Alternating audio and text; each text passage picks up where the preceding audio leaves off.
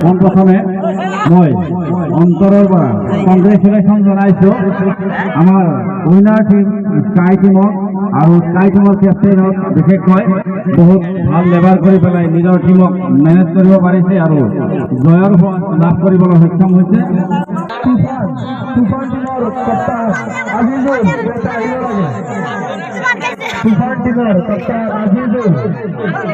আপুনি ইয়াতে আহিব লাগে আৰু শফিকুল